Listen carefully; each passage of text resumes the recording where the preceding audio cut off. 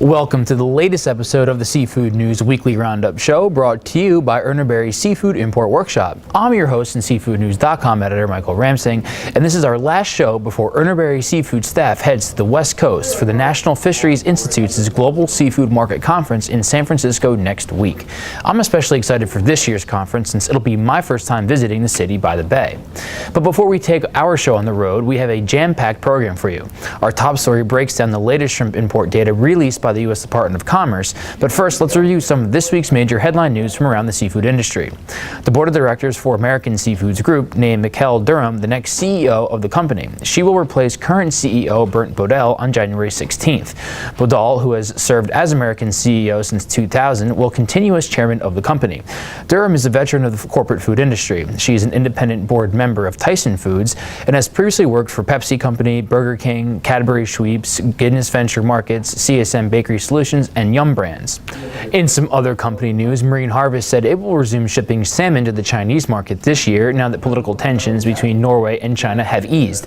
The company expects shipments to resume to the Chinese market sometime in the first or second quarter of this year. This decision is the result of improved political relations between Norway and China. Tensions between the countries have been high since 2010, when Norway gave a Nobel Prize to a Chinese dissident. China responded by slapping sanctions on Norwegian exports, including salmon. But an agreement signed in December normalized trade relations between the two countries. Now, given China's softening on Norwegian exports and Marine Harvest's decision to resume shipments, it's possible for China's market share for Norwegian salmon to increase in 2017. We have another story involving China, with the Global Aquaculture Alliance's announcement that it has partnered with the China Aquatic Products Processing and Marketing Alliance to open an office in Shanghai.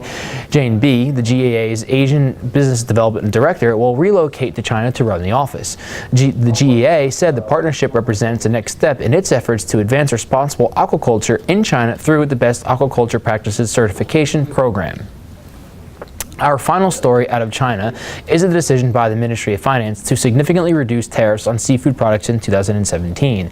The principal beneficiaries of the tariff reduction will be companies in Russia, Canada, the U.S., and Norway. The major reductions include headed and gutted, frozen cod, and pollock. The story published at Seafood News and Urner Barry's Comtel includes a full table of the tariff reductions. Remember, subscribers to Urner Barry's full suite of seafood market information services get all of these stories, market quotations, and analysis from around the industry every day. As for our top story of the day, the U.S. Department of Commerce released its latest seafood import data, which showed another surge in imports to the U.S. market in November. Monthly shrimp imports from India to the U.S. market led the spike, with its shipments up 34.5% from the same time the year prior. India is now far and away the top shrimp supplier to the U.S. market. Its total imports for the year are now up nearly 13% or 35 million pounds compared to the same time last year. This has helped push total U.S. shrimp shipments in 2016 past the 1.2 billion pound mark. The U.S. is now on pace to set an all-time record for annual shipments by volume. As for some other top suppliers, Indonesia is second, with its imports up 2% compared to 2015 levels. Meanwhile, shrimp production from Thailand continues to rebound as import volumes through November solidified its position as the third best shrimp supplier to the U.S.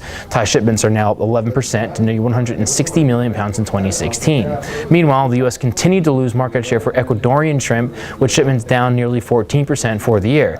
But this isn't anything new for industry participants, who continue to report heavy buying from the Chinese market. And that's just some of the top news from around the industry this week. Today's show is brought to you by Urner Barry's Seafood Import Workshop Series.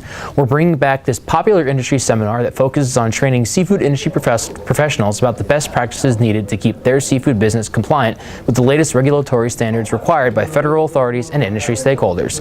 We're going to relaunch this series here at Urner Barry's headquarters in Toms River, New Jersey on February 28th. This workshop will provide a full day of training from a panel of hand-picked industry experts. Sign up today by heading over to shop.urnerbarry.com or give us a call at 732-240-5330. Space is limited, so sign up while spots are still open. We look forward to seeing you here. As always, tell us how we're doing on Twitter by tweeting at us at SeafoodComNews and at UBSeafood, and like Urner Barry and Seafood News on Facebook to learn more about what we're up to. You can also listen to Urner Barry on your mobile device through our Market Digest and Seafood News podcast series. Just another quick reminder that the Urner Barry Seafood staff will be in San Francisco next week for the NFI's Global Seafood Market Conference. So if you see us, just come over and say hi and look for a special report on location from the conference. For Urner Barry and Seafood News, I'm Michael Ramsing. Thanks for tuning in. We'll see some of you next week, and we'll talk to you all soon.